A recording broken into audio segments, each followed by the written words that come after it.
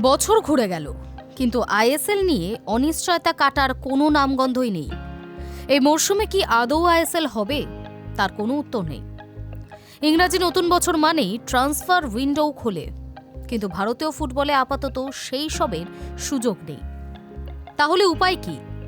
তার খোঁজে এবার সরাসরি ফিফার দ্বারস্থ সুনীল ছেত্রী, গুরপ্রীত সিং সান্ধুরা। ভারতীয় ফুটবল ফেডারেশনকে দুষে তারা সরাসরি ফিফার কাছে আবেদন করেছেন, দয়া করে ভারতের ফুটবলকে বাঁচান।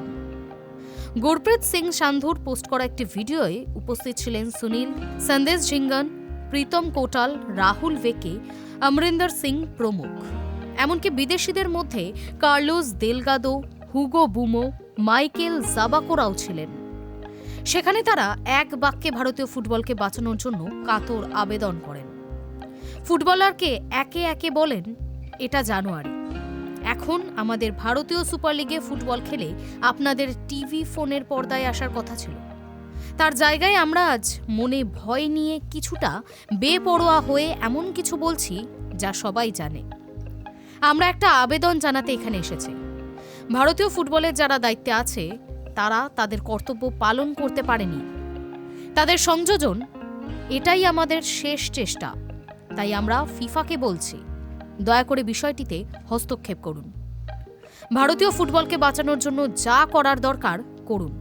আমরা পাকাপাকিভাবে পঙ্গু হওয়ার দিকে এগোচ্ছি। আশা করি আমাদের আবেদন ঠিক জায়গায় যাবে।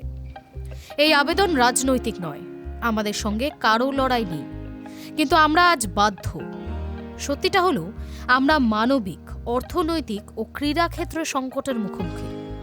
আমাদের যত তাড়াতাড়ি এই অবস্থা থেকে উদ্ধার করুন। প্লেয়ার, স্টাফ, ভক্তরা সবাই বিষয়টা নিয়ে নিশ্চয়তা চায়।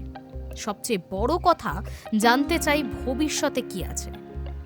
আমরা শুধু ফুটবল খেলতে চাই, আমাদের সেটা করতে সাহায্য করুন। Hi News network.